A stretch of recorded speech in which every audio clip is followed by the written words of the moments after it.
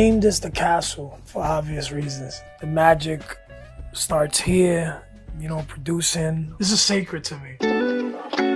I wanted to create a space that felt special. And yo llamo esto como mi santuario. I could come in stressed, happy, lonely, but something always magical comes out. I don't do well with deadlines. That's when I've gotten writer's block. When like, okay, you have to turn this in by this, and that's when I kind of get, okay, a little shaky. I want to make sure that all my albums tengan un peso. You could tell there was some production, you know, there was really work put in. That's why it takes so long to record these albums. And it's a very intense process that I don't realize it till after the fact. Like, wow, you know, get old in this motherfucker.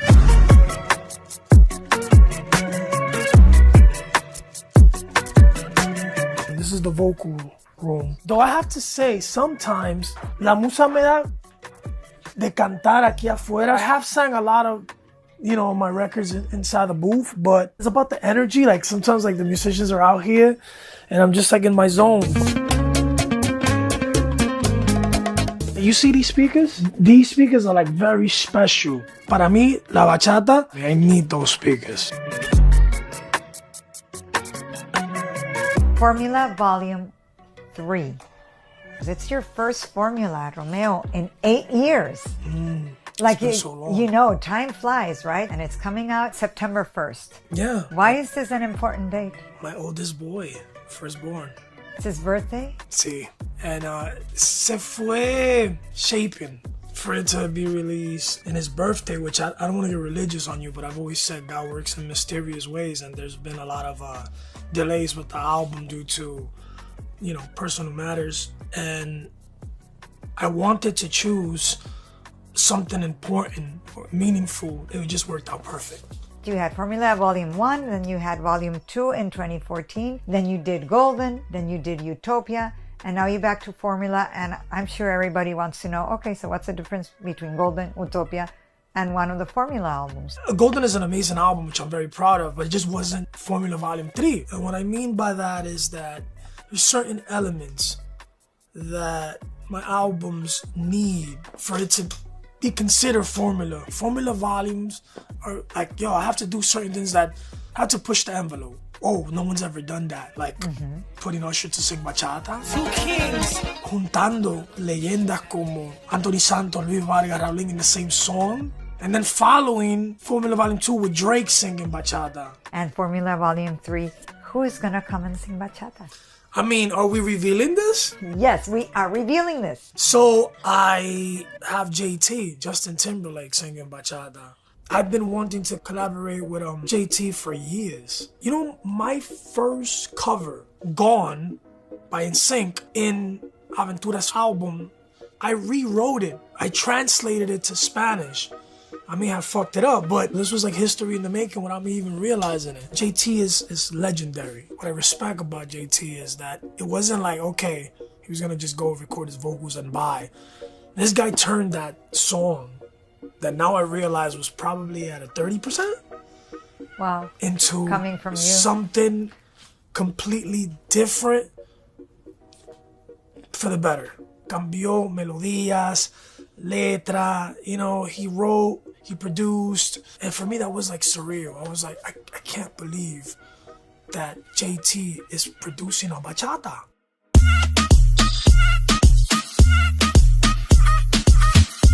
So this is where you write, Romeo. Do you write the lyrics first and then go to someone for the music, or do you guys sit together? No, I record the melody. It's how I probably have written 95% of my material. Back in the days, I used to walk around with like una grabadora. A little cassette tape. And I could be in the middle of a conversation and for some reason I get una musa, una melodía, and I run to the bathroom and record. So then the phones, I started recording voice notes. I'll be mumbling like, I get an inspiration.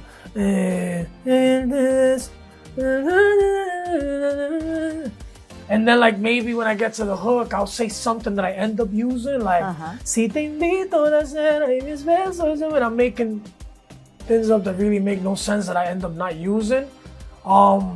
And I believe in keeping the syllables. And I'll try to like find a word that sounds close to what I said when I was mumbling. The melody before the words.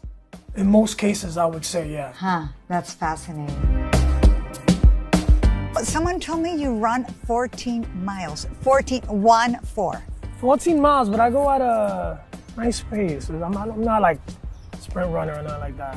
I'm being completely honest, I run because I love to eat. You haven't met someone that eats more than me. Let me tell you something. Prior to me began running, my manager at the time, he hits me up. Shout out to Johnny Marines, and he's like, yo bro, you're looking kind of thick. And I thought that was slang for something like, yo, like you killing it on stage. And I'm like, what do you mean by that? He goes, dude, you gained some weight. I wasn't getting that from anyone else. He tells me, bro, you know, I think you gotta tone it down a bit. So that's when I just had a drastic change in my life, you know. And I got a nutritionist, and I started running with Cedric. I just got focused, and it's probably una de las mejores decisiones de mi vida. Now, you and Cedric are friends since you were kids, right? Over 20 years. I think it's like 23. I don't know anybody that works harder than him. I love the artist. As a friend, he's way better. It's just because it's just so genuine, such a giving person. He does so much for us. And anything that I need, if I'm seeking advice or whatever, I'll go to him for it. He knows how to set the mood and just make you feel comfortable and just put a smile on your face.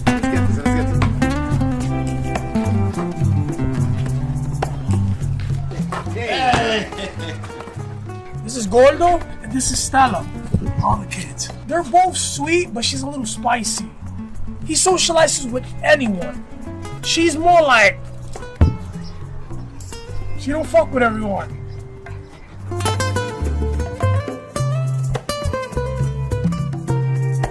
You seem like so sure of yourself always. You're el rey de la bachata. You go to a stadium, which is hard. You know, you're talking about selling 50,000 tickets. Are you ever, a veces dudas de ti? Like, what scares you? Of course. I think we all possess insecurities. I must say that, you know, I'm never insecure with my music, you know, and I'm never insecure while I'm on stage. It doesn't mean that I am overconfident. That's, you know, tampoco, you know. There's always that porcentaje de nervios, de ansiedad, prior to, you know, doing a show. I interpret that as respect for the fans and respect for what I do. But I recall me starting in this music industry and being extremely shy, so I battled with that. And this is where I create this Romeo Santos character that in some ways, it's not too far from Anthony, but in some ways, in other ways, very different. Romeo and Anthony are two different individuals completely. Romeo's a performer, the artist, and Anthony's is my brother. You know what's crazy is that I don't really know Romeo like that. Sometimes I forget he's famous. We don't see Romeo at all. He's a complete other person. Anthony, when he first started doing like festivals, he would sing and he would look down to the ground because he was shy.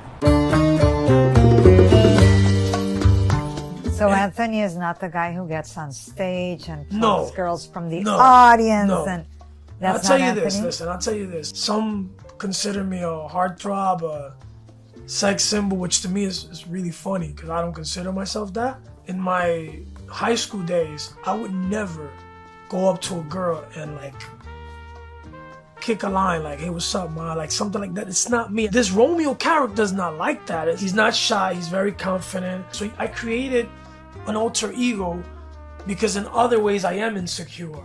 I'm not as confident. But on stage, and when it comes to my music, I think I'm the greatest.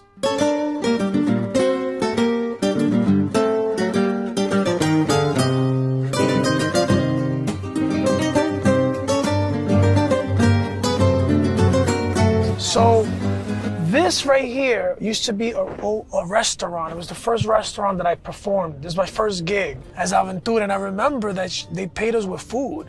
Wow, this changed so much. I'm not sure if this is the C-Town or donde dice PPH. That was a restaurant called El Internacional. That's my elementary school.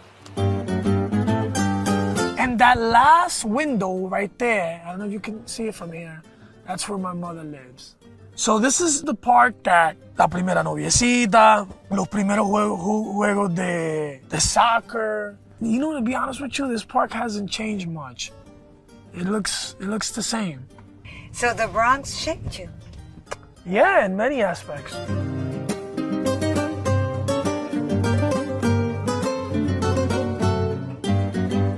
There is no reggaeton in this album. There is no urban in this album. And I can say almost unequivocally that almost every other artist, they at least have a single that has reggaeton. You do not at all in this Formula Volume 3. Why was that? I think that there's enough of that. You have these amazing artists that right now are in their prime offering urban music. I think that tengo que marcar la diferencia y también dar frente por mi género. To be completely transparent, you know, at this point in my career, there's a couple of millions that respect and love what I do. I'm not competing against anyone. Gracias a Dios. I'm really competing against myself when it comes to this bachata vibe. You did stadiums, Romeo, before any other Latin artist did stadiums as a solo artist. And no one had done that in Latin, and now Bad Bunny is doing stadiums. So what do you think? Do you think this is the Romeo effect? I think it's a matter of success. It gets to a point where like your popularity allows you to hacer cosas que no se habían hecho antes. It's also a first for Bad Bunny because no urban artist ever sold out stadiums in the US.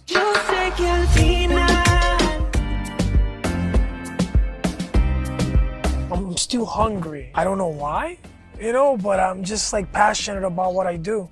You're releasing this new album? I'm excited about what's gonna be the favorite songs. And that's that feeling that it never gets old. So what are 3 words that come to you that describe you? Passionate, modern day poet, that's 2, but I'm making it 1.